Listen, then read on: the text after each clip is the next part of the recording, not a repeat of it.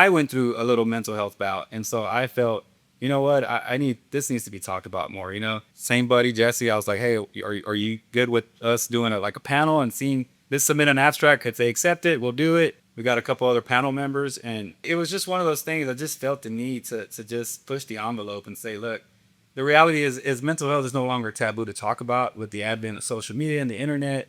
The younger generation is more apt to talking about it more openly. The older generation is, we grew up on you just tough it out and keep it moving, right? And so having that, that dynamic of it and trying to just bring that normalcy to it, right? And it's just more about self-awareness and realizing that we live in our thoughts. There's a major crisis facing healthcare facilities management. We have aging employees, aging buildings, and aging infrastructure. We've created the Healthcare Facilities Network, a content network designed specifically to help solve for these 3 pressing issues in healthcare facilities management. We bring on thought leaders and experts from across healthcare facilities management, all the way from the C-suite to the technician level, because at the end of the day, we're all invested in solving the aging issue. Thanks for tuning in. Look at our videos. You will find that as a theme across our content. This is the Healthcare Facilities Network. I'm your host, Peter Martin.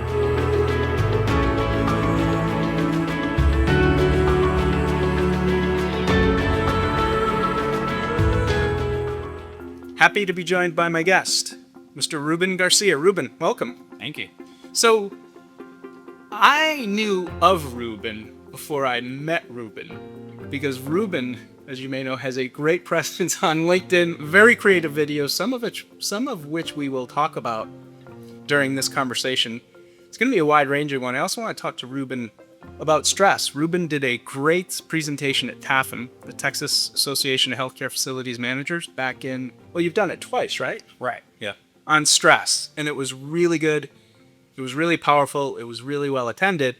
And following that presentation, I think that was April or March. Yep. I asked if he'd appear, and he willingly did so. My thanks to Ruben. One last bookkeeping item.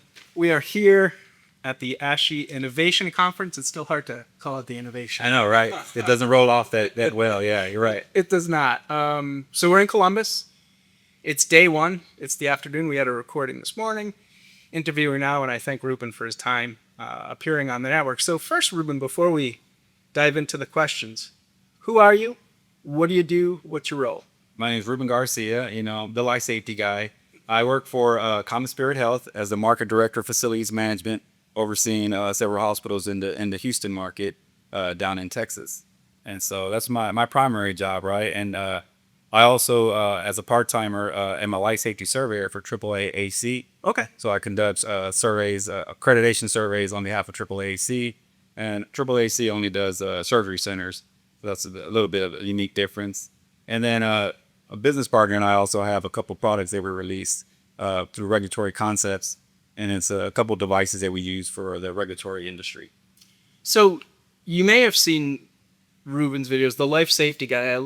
If you're calling yourself the life safety guy, you better be life safety. Yeah, right. I know. There's a lot of pressure I put on myself. If I'm going to call myself the life safety guy, I better be doing some great things within life safety. When did you start calling yourself the life safety guy? It's probably been a good 6 years, maybe now. Maybe a little longer than that. I don't have a timestamp on that. Yeah. But it was just something that I was like, that came about it came about, I saw someone that named themselves the fire alarm guy. And, we always say that, hey, the HVAC guy or this guy, we just refer to him as such, right? And I was like, you know what? The life safety guy has a good ring to it. And, I'm passionate about life safety. And it's like, let me delve into that and just, brand myself as a life safety guy. And, now I got to live up to it, right? Now I got to post content and keep consistent. And what I do with the LinkedIn is obviously I create my own content, but I also am a repository for all things life safety.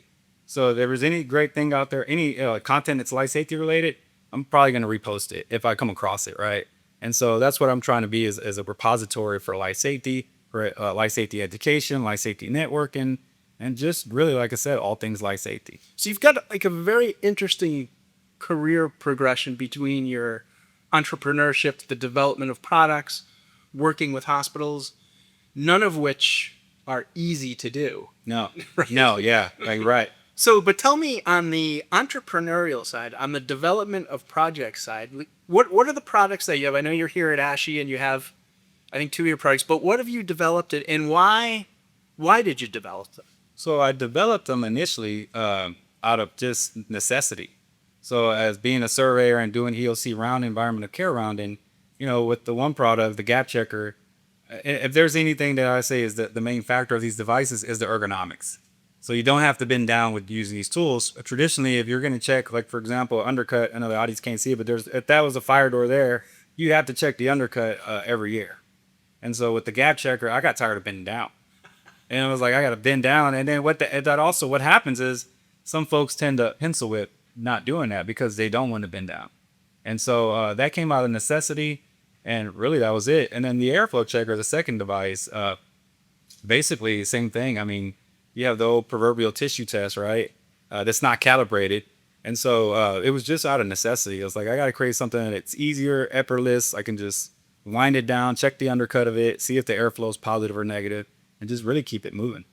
I think you find, like in this profession, sometimes you have the engineering mind, Right. and it's really hard for some to cross over to kind of like the soft skill stuff that you need. Yes. Yeah. The creative stuff. I got you. Yeah. Yeah. But you kind of move between all of those different worlds. Yes. Have you always been that way?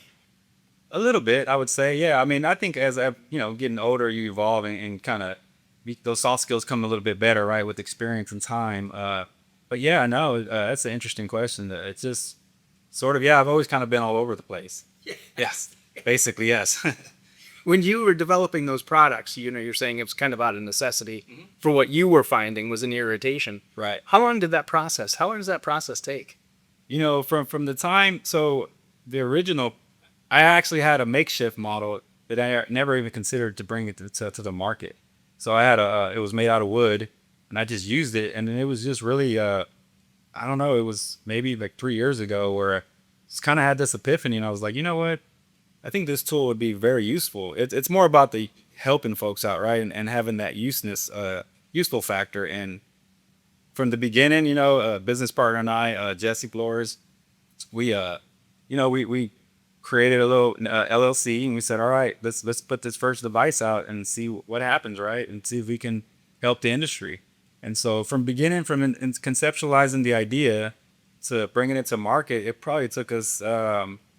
This is actually interesting. It probably took us like 3 months. Really? Yeah, and part of that was because the product is simple to make. It's not like there's not a lot of there's some machining, there's some manufacturing involved. I mean, there is that, but somehow it kind of just happened for us. Already having a prototype that I had for several years, all we did was refine it, make it better, and we put it out there.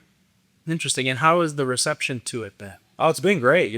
We started with the gap checker, which is a fire door gap gauge, and then about 9 months later, we released the airflow checker. The airflow checker is more popular because it's a more broader audience, more broader use with nursing, infection control, facility managers. Everyone wants to know if their room's positive or negative, right? Yeah. And that has a deeper impact because the reality is in hospitals, folks are getting HAIs, right? Hospital-acquired infections.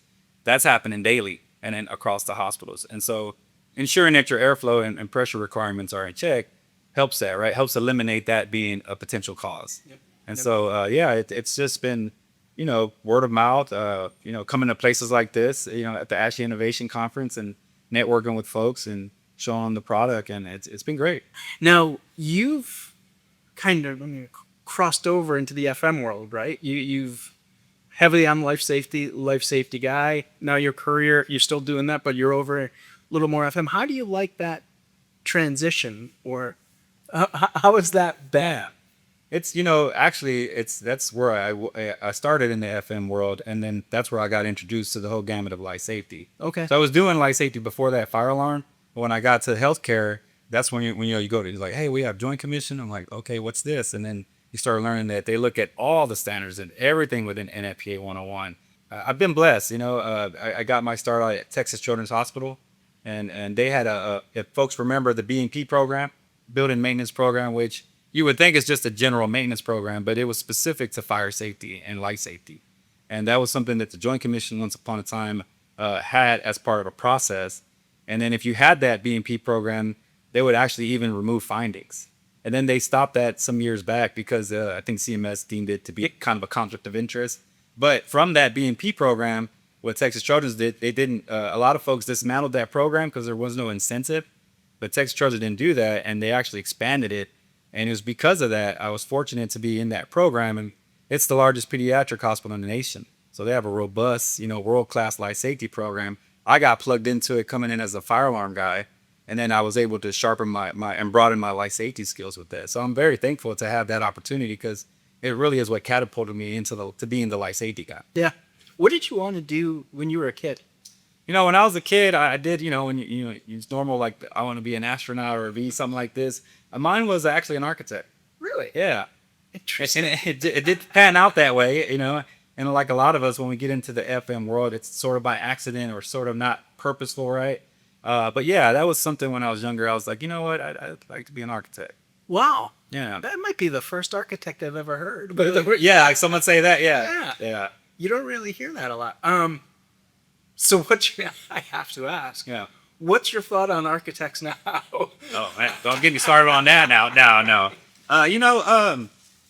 They're great. We need someone's got to design it, right? Yeah. So, I think with where things are going now with AI, it's interesting to see how that's potentially could play into the future of architecture and in engineering for that matter, right? Yeah. So, they're necessary. Yeah. So the last question about it, when did you decide I don't want to go the architect route? Well, it probably fizzled out when I was a lot younger. I just remember having when you go to school and they say, what do you want to be? Architect. Yeah. As I got older, it didn't interest me as much. Yeah. Funny though, you work with architects all the time, so you're an architect adjacent. Exactly. Yeah. Let's actually talk about that for a second. Not the architects, but relative to the Joint Commission, life safety. So what are your thoughts on the changes? Well, so by the time this comes out, it'll probably be 2 months or so. That'll be closer to that. Yeah, closer to 2 months. The Joint Commission reduction of standards, what, if anything, so can you give a little bit of background, and what, if anything, do you think will be the impact on hospitals? Yeah, so, obviously I don't work for them officially, right? But my opinion is they've reduced their standards, and I think the survey process is going to be a little more stringent, actually. Do you? And the reason why I think that is because by reducing the standards, it's more ambiguous, right? Yeah. And so because of that, it's like before it was more prescribed. It was more tailored. You knew what the documentation was going to, be about because they gave you the actual checklist.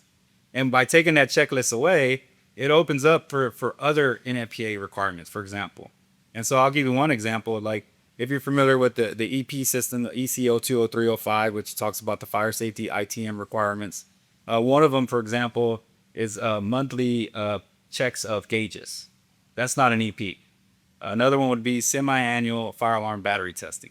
So what I'm saying there is Joint Commission wouldn't ask you for those requirements. Although they're required by CMS and NFPA, they wouldn't require it. They wouldn't ask for it because it's not on a checklist, if you will. Mm-hmm. Now with removing the checklist and being more broader, all things NFPA that are required are subjected to be asked about and asked for. And this is very similar to the way D&V surveys. So I have the luxury of having some hospitals that I oversee that are Joint Commission accredited and some that are D&V accredited. One of the stark differences is D&V comes out every year as opposed to every 3 years. And they have some other, ISO 9001 method. But when they don't have a checklist for documentation, and they will specifically ask you for all the little nuances that are not on the Joint Commission's checklist. And so I think what's happening is I think Joint Commission is going to be more in alignment with how D&V does their survey process. Mm-hmm. At least that's my opinion. We'll see how it all turns out. I think this goes into effect sometime in January of 2026. So, it's a big buzz going around a lot right now about it because people either think that it's going to be more stringent or people think it's going to be more relaxed. So you just don't know, right? Yeah. All in all, you still have to follow CMS and the COP. So life safety is life safety, right? So I think it's just going to be I think some people are going to be in for a rude awakening in the beginning. Oh, that's interesting. Yeah. See, you know much more than me. I thought they were doing you were talking about to make it, some people say, a little bit easier. Mm-hmm. That's kind of where my mind went. That's really an interesting thought on your part. Yeah, I think by making it broader and less standards, now it's like everything's a catch-all now. Yeah. So you can cite it because you're going to have more of a general citation that instead of like specific standards. Do you think, since it's every 3 years with the Joint Commission, does that make it even more difficult since it's not prescribed and it's once every 3 years? Or I believe so. Like, and not to go back to the difference between D&B and Joint Commission, but in the beginning, I would say, man, I don't want to get surveyed every year. Who wants to do that? But what it does is it keeps you on your toes.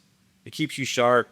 And the beneficiaries of that is the patient, staff, and visitors, right? Because if you're keeping your compliance up to par all the time, which we all should be regardless, right? I'm not saying there's great hospital systems that do that. But the reality is when you're Joint Commission accredited, you sort of have this tendency to take 2 years off, right? So to speak. Yeah. And then you start ramping up on that third year because you're in the window now, right? And when you're in that window, you ramp up. But you should be ramping up every year, right? Yep. And so that's one of the big differences there. And so to your point, I think by them coming out, every 3 years on that 2-year mark, who knows how it's going to be for them, right? There might be some angst around how the survey is going to come out. So you're not a therapist, right? No. And I am not a therapist. No. I'm not a therapist either. So we were just saying that right up front. But your presentation about stress was really great, and it was really well received, right? I mean, you guys got really high marks for that at TAFM. So I say that right away. Ruben's not a therapist, nor am I.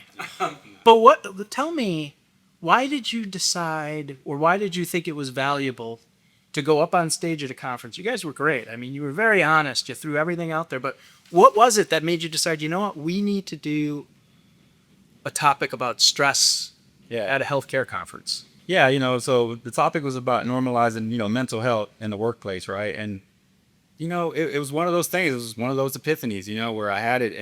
And I went through a little mental health bout. And so I felt, you know what, this needs to be talked about more, When you go through your whole life and you never felt that, and then you feel that and you're aware of it, and that's the beauty of it, to be aware of it so you can get out of that funk, right, if you will. And so going through my little bout, it made me feel like, you know what, this needs to be talked about in the workplace more. And so, same buddy, Jesse, I was like, hey, are you good with us doing a panel and seeing this, submit an abstract? If they accept it, we'll do it. If not, okay, it's okay. So we did that, and we got a couple other panel members, and the reality is, you said we're not therapists, right? But the one thing we all have in common is we're human. and that's where I felt, because even I felt a lot of angst of even doing that, because to your point, I'm like, I'm not a professional. This isn't life safety. This is mental health. I'm the life safety. Yeah, I'm not the mental health guy. But it was just one of those things. I just felt the need to just push the envelope and say, look, the reality is mental health is no longer taboo to talk about with the advent of social media and the internet. The younger generation is more apt to talking about it more openly. The older generation is, we grew up on you just tough it out and keep it moving, right? And so having that, that dynamic of it and trying to just bring that normalcy to it, right? And it's just more about self-awareness and realizing that we live in our thoughts, We're mostly listening if we're not talking, right? Mm-hmm. And so what does that mean? We're in our thoughts, and our thoughts are moving around. And so it's just about acknowledging that. And when we say mental health, it has that negative connotation, right? It really does. And I don't mean it in the context of behavioral health. That's a whole nother segment. Yeah. Although that does fall under the umbrella. But we're talking about everyday brain health. If I could change the word mental health to brain health, I think that would be better, because that's what we're talking about. We know that moods trigger us, foods trigger us, sunlight, all these things. Once you become aware of that, then you become a better person, right? And so that's what the whole conversation about. It's about normalize it. Obviously, and as a FM, there's high stress, and it's about learn how to cope with that, and being okay when it's not okay. Mm-hmm. That's okay too, right? It's not everything's gonna be hunky dory all the time, right? And it's like you gotta know that, and you're gonna weather the storms. And I would say too, having a good group, having a good course, environment. His environment's everything on it, And so that's where it came from. It came from the heart. It just came from, this is something we need to do. And to your point, it was very well received the first go around. And they sort of asked us to come back and sort of do a follow-up sequel. And it's not a lecture, as you know. It's just more of it's almost like a podcast, right? Yep. We're sitting up there. And 4 people up there. Yeah, and we're all giving our different perspectives on what we feel mental health is and how we combat it and what we do to, be better. Yeah. See, I've never suffered from mental illness. My brother did. My brother actually ended up committing suicide back in 2000. And, thank you. And, I would sit with him, and if you've never seen anybody go through it, it's horrific. But I remember he would describe it to me as he's like, Pete, he described it as like being at the bottom of a pit, and I'm looking up, and I can't see anything. It's just all blackness, and it was, it's so like, I'm using the word frustrating. It's like your mind turning on you. Yes. And you can't, like, no matter what he tried to do, he just couldn't get past it. It was horrific to watch. Oh, man. Yeah. And so, like, when you bring that message, like when you first thought, okay, I want to create this, and then when you went to folks and say, hey, I want to do this, what was that reception like? Was it difficult to get traction? What did people say? Yeah, no, it wasn't easy, for all of us, because none of us are therapists, right? Yeah. Except for one guy that's on there. And actually, we reached out to a therapist to get guidance, and that was TJ. Okay. And so for him, I'm sure it was easy. For other three, for me, Jesse and Jackie were on that panel. Yeah, I don't think it was that easy, but I think we all just took a leap of faith, and we knew that it needs to be talked about. And it was challenging at first, and we met almost weekly leading up to the conference to just, in that process, what was so cool about that is we started kind of being vulnerable with each other and kind of creating, a core good conversation. And that helped lead us into the actual, presentation.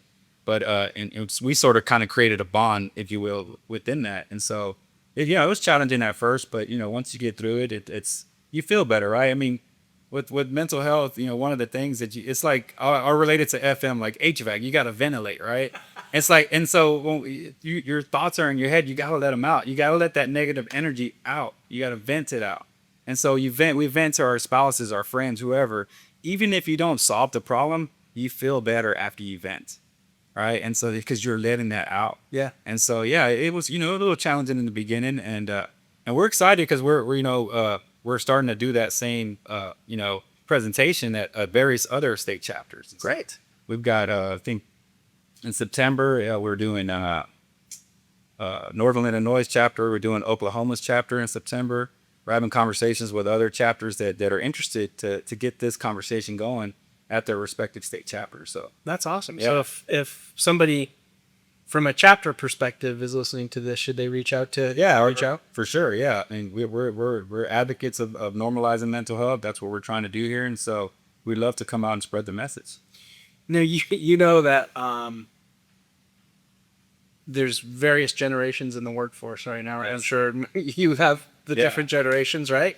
How do and I'm just picking some Gen X, but how do the boomers or those that are left or the older folks respond to that? Because again, truly, I'm 58, so I'm kind of above it. Like, you grew up, you just kind of go with things. How do they respond to that message, especially in like healthcare, in a hospital where you got to fix your boilers? You know what I mean? It's not how it was growing up. How do they I'm picking.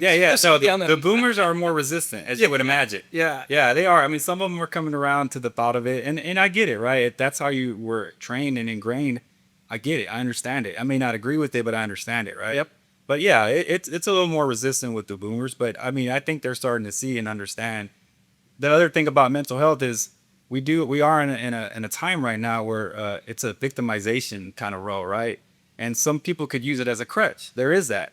I think the boomers might say, "Oh, it's no mental health. Tough it out, man. You just do it, right?" And to a point, they could be right, because we are in that world where people may use it. But how do you discern that?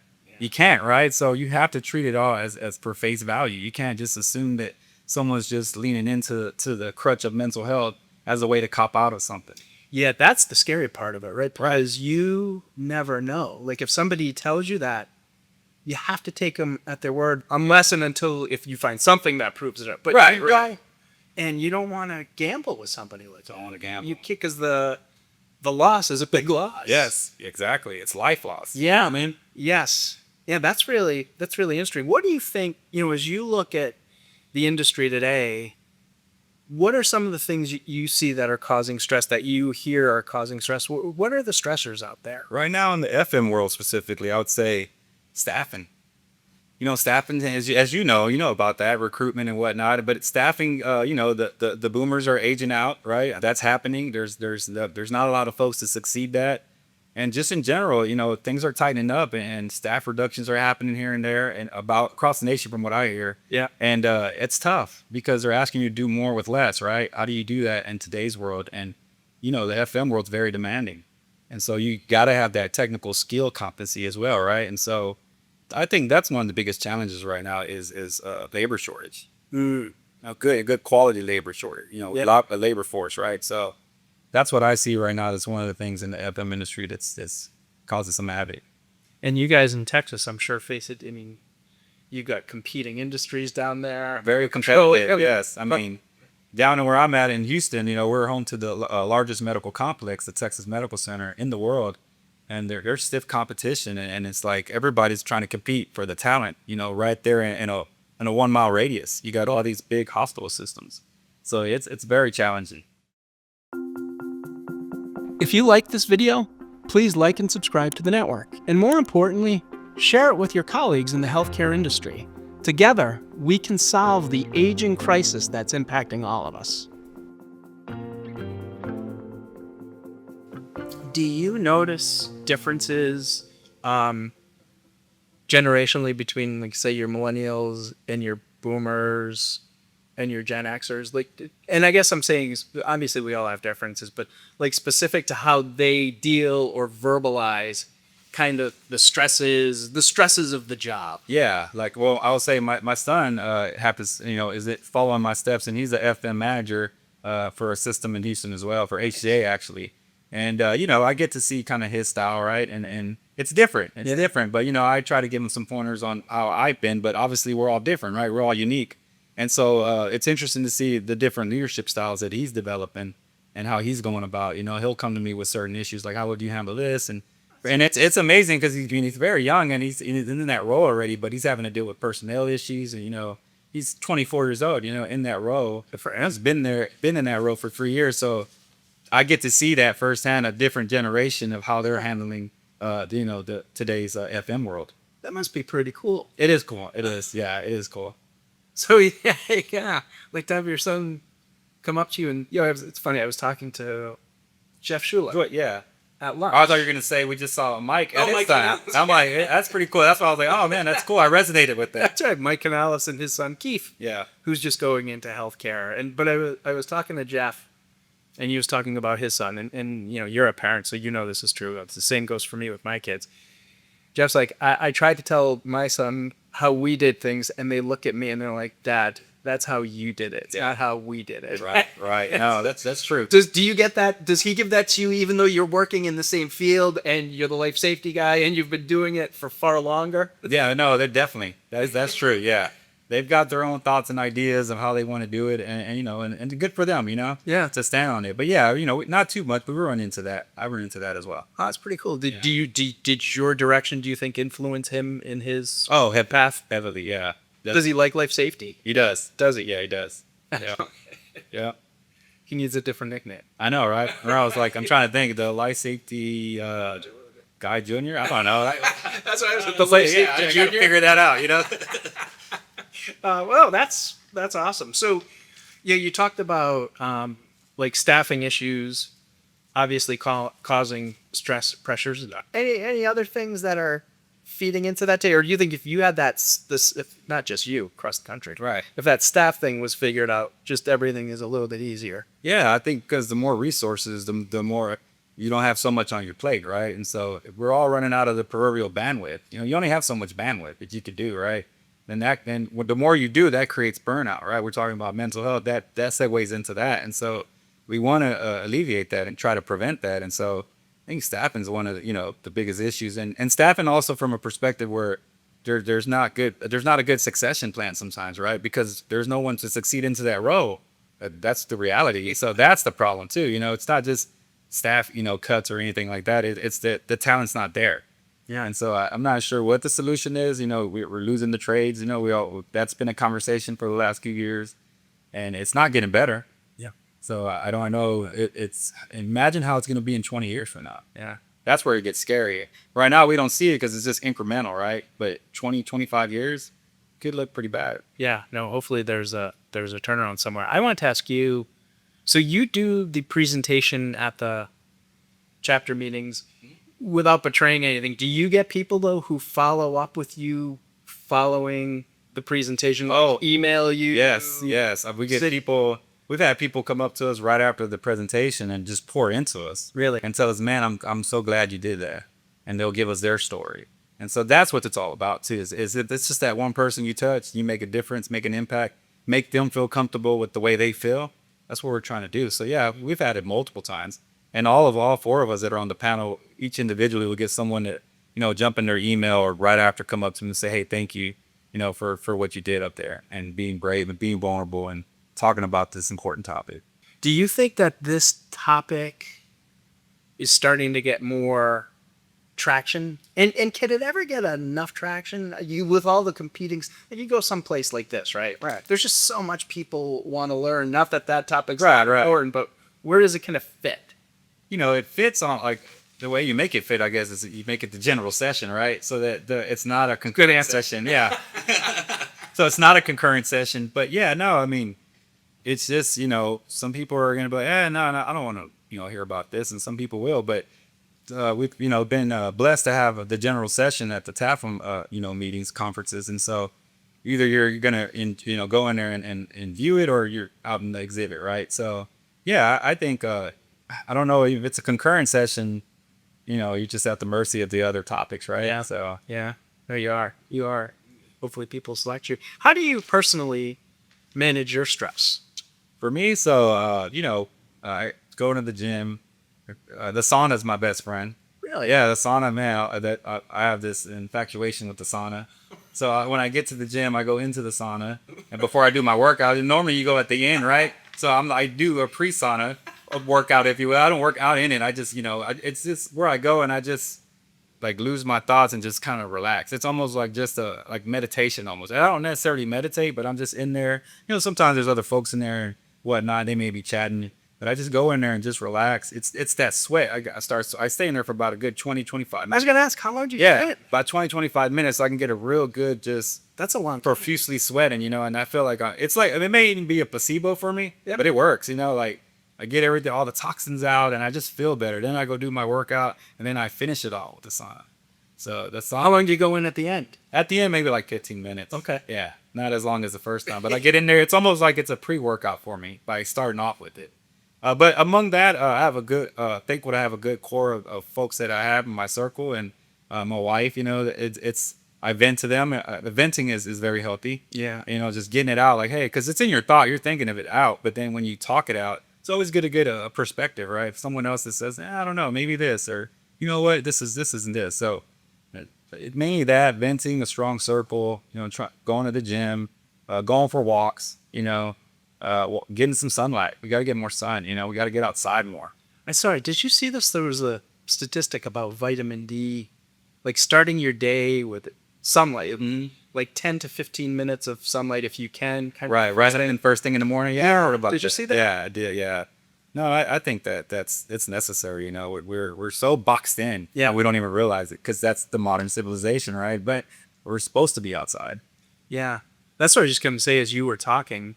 That thought hit me. It's like everything in your job is designed, and I don't mean designed in a bad way, Right. but to keep you in. Right. When really you want to be out. Yeah, I mean everything's now, you got Uber and Uber Eats, and you don't even go out to get the food if you're not cooking, right? It's like everything's just handed to you. You're just not enough. There's no incentive to go outside. Yeah. This is an old man rant, which drives me crazy when I see kids like young, 10, 12, 13 on the motorized bikes.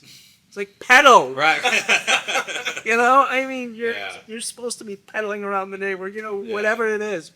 It drives me crazy. Yeah. No, it's different. So you deal with the release kind of physically. Yes. It's by action and motion. Yes. A great venting session does work. I don't know why more people don't. I'm telling you, that might be the number one thing is talk to someone. Yeah. Just talk. And if you're someone that asks about someone's mental health, be ready to listen. Because sometimes you ask it, right? When I ask, sometimes I get, if I ask someone that, I'll give them the context behind why I'm asking that. But be ready to listen is what I'll say. So do you ask that question in like day to day? No, I wouldn't say day to day, but like, okay, I'm here. I'm gonna ask you, how's your mental health? Yeah. No, you're asking. Yeah, I'm asking you. Yeah, how's your mental health today? It's the second time he's I turned know. the tables on me. No, I think it's good though. Yes. I honestly do. Good. Yeah, I think I'm kind of like I've always been one to talk, so I don't think I keep stuff bottled in. Good. I think I feel fortunate though. Like I said, I know people in my family who've suffered from it, and it's literally I just feel fortunate that I don't because I've seen it, and it's like by the grace of God, right? You know, Right. somebody gets it, somebody doesn't. Right, It's right. just as can be as random as that. No, you're right. There is genetics that play into it as well. Yeah, so I do. I think I've always been a two with that because my brother started like 1993 was the first time it came up, and before that I could. It was like you were saying, right? Mental, Yeah. right, yeah. What is this? But then when I saw that for the first time with him, I was like, wow, yeah. you know, because he was a big, strong guy, and you know, and it was the man it can take you. So, but thank you for asking. I think my mental health is generally good, and I think part of that is like you know, I talk. Good. If I need to, I don't keep things bottled in. Yeah. And so I've asked like random people before too, and some will pour in, and some will give me that deer in the headlights, like what do you mean? You think I'm crazy? Well, yeah. So then I have to give them the context, and I try to tell them, well, no, I'm talking it in the context of just normalizing it, being self-aware, you know, and oftentimes I'm like, oh, okay, but yeah, and to be honest too, I have to be careful because that's a very almost like intimate question. Yeah. Because it's in a way, it's like we say the cliche, hey, how are you doing today, right? And we say, oh, fine, even when we're not, right? Right.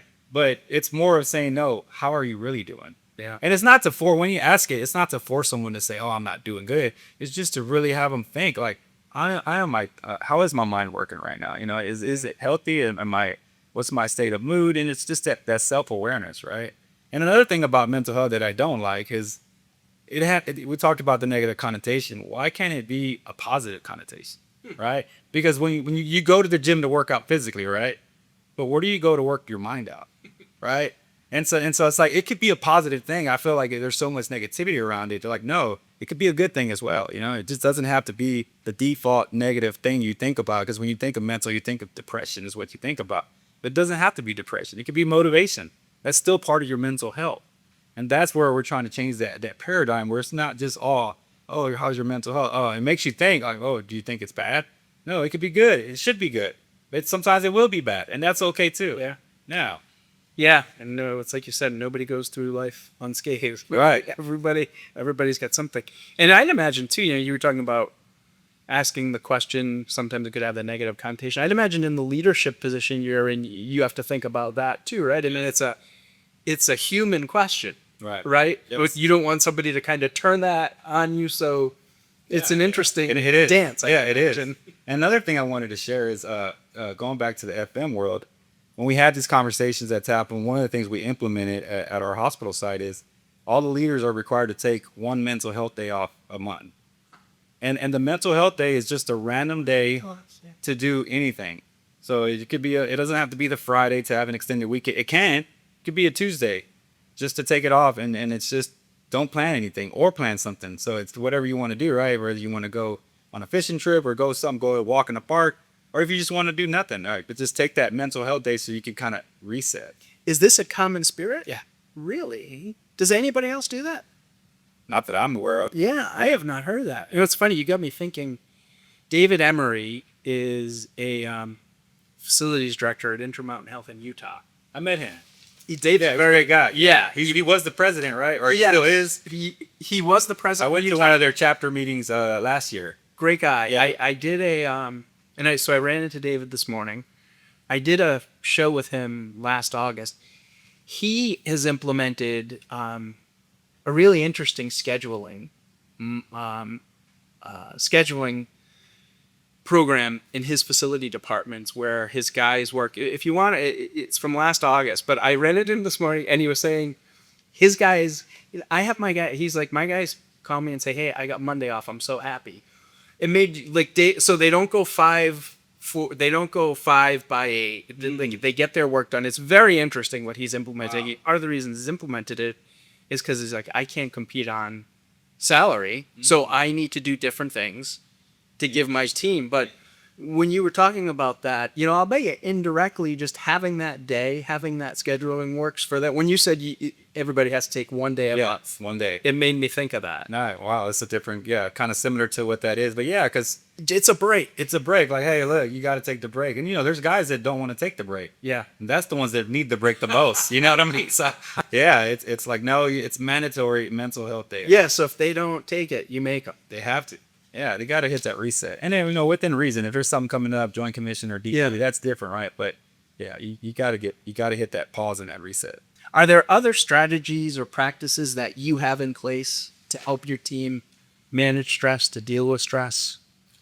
Other than the mental health day off that we take, that's a great one. Just just checking in with them. It's nothing formal, just being personable. This, and even going back to this, just to say this, it's this old notion of you remember growing up, they say, hey, you don't bring your personal stuff to work. Yeah, how many times have we heard that? All the time. Oh, go to work, you leave that at home. But I'll tell you, Pete, how many times do we take work back home? Yeah. All the time, right? So that has to just be dispelled. That this notion that you got to keep work separate and work and home life separate. To a degree, you have to, right? But the reality is they mesh. Yeah, they mesh. And you heard the saying all the time. We spend more time at work than we do at home, and that's true. And so why wouldn't you want those to be integrated? Because they do. They are by default, whether we want to acknowledge it or not. And that's why I say when they say, hey, like, don't bring your personal stuff to work, but I can bring work to home. That's okay, right? And it's like, no, it's not okay. That's why it's integrated. It's a work-life balance, a true work-life balance. But just being more personable with the team, and I think that helps out. Checking in with them. I asked them personally, hey, how's your mental? I don't ask it all the time because I don't want it to come off as ingenuine, right? Sure. Because now it just comes, oh, he's just asking. No, like asking them, hey, how are you doing? How's your mental health? Like, you're so passionate about this. Have you done any self-study to like, is this kind of captured you in a way where you're going down that rabbit hole? I know. I might not be the life safety guy no more. I might transition to the mental health guy. Dr. Phil. Yeah. No, just, podcasts, a lot of self-development. There's tons of podcasts on mental health. I'm always intrigued by those and just trying to glean something new and just be better, right? But no, I haven't took like a formal path, but, to go down that route. But I don't know, it's interesting to see where this is going to take me. I don't even know. It wasn't even something I fathomed just even a couple of years ago. It wasn't something that I thought I would get into and start talking about. So very interesting to kind of take that turn and be talking about it now. That's why I love doing these, because like your answer right there, right? I never thought I'd be doing something. Like, you never know. You never know. And like, just be open to opportunities. You don't know where it's going to take you. Don't know. This is one of those ones that I never in a million years would I thought that be talking about mental health, it's like, but I'm glad I did, and it feels good. It feels the feeling to be able to help spread that message, to be an advocate for it. Yeah. So I didn't see your first TAFM presentation, but I did see this one. And so the gentleman that I was sitting with had been to your first one. And when he saw that you guys were doing it again, he was so excited. He was like, that thing was awesome. And it was interesting to me because I read what the description was. It'd be interesting to hear how they're going to handle it. Yeah, it's different. Yeah, I've literally never seen like one of those presentations at one of these engineering. I know even like sometimes getting a soft skill session in, communication, right. They can look down upon it and forget right. mental health. Yeah, no, you're right. And I think because people are just resonating that, like I said, we're not therapists, but we're all human. Yeah. So Ruben Garcia, life safety guy, mental health guy, CommonSpirit director of facilities down in the Houston market. We've talked about your team. Do you look or are there certain telltale signs that you've seen in people that indicate they may be dealing with stress? Is there like a tell? Yeah, no, I mean, the reality is we speak before we speak. Okay. And what I mean by that is, right, it's body language. Yeah. That's why when someone says, or your wife says, hey, are you okay? And you're like, no. And they're like, no, are you okay? And it's like, no, they're selling it because they can read your body language. You're speaking without speaking. And I think those are the signs you got to look for. Something that's abnormal that they don't do. If they're usually talkative in the morning and then they stop, something's different, right? Because that's their normal personality. Now, if they're a normal quiet person, that's hard to discern, right? Yeah. But you can still read some cues, body language. It's just, if you know your people, you're going to pick up on the body language. That's why it's important to be present. Because if you're not present, you're not going to be able to pick up on those cues, right? and someone will say, "Hey, what's up with him? He's acting a little different," or "This is going on." That's when you pay attention. So yeah. And it's really hard I mean, you have to work at being present because we got, these things which. I know they're peak consuming us. Yeah, we live on our phones nowadays. Yes. Yeah, I mean, and it makes it difficult to connect. Yes. And it's a crutch. Yes, it is. So yeah, there's lots. But you work at that on I your. work. I work up that. Yeah, I try to talk to the team. Try that. If I see something's not right, we want to figure it out. Yeah. Anything, Ruben, that we didn't cover, or anything that relative to kind of stress or thoughts or final thoughts, you think is important to get out there? Maybe not. I would just say I just encourage everyone to ask someone today how their mental health is and be ready to listen. Just help spread the message. Is there any? No, you can't divulge it. Other life safety products coming down the pike, or is Yes, yeah. Actually, I'm glad you asked that. So we have a third product that's in development. It's going to revolutionize the fire door industry.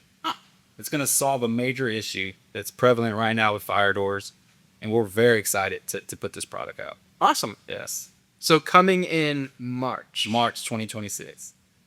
Very interesting. Where's our target date? Do you think you'll hit it? I think we'll hit it. We're on target. Excellent. Where do people go to learn more?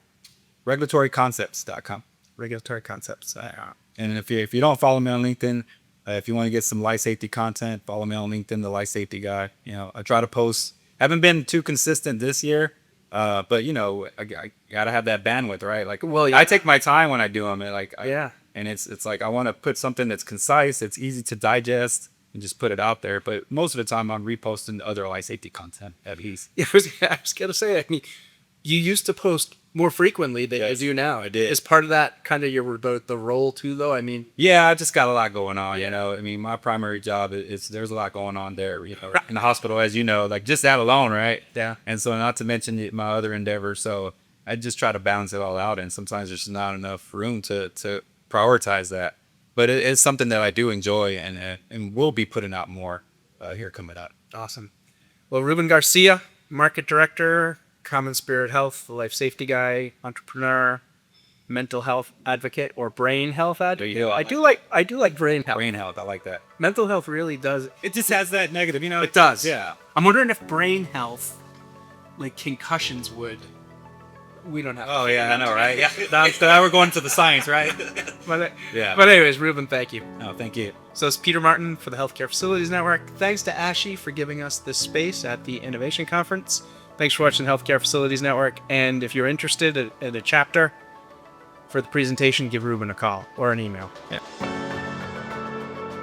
If you want to be a guest on a future episode of the Healthcare Facilities Network, go to healthcarefacilitiesnetwork.com and let us know who you are and what you want to talk about, because together we can solve this critical aging issue.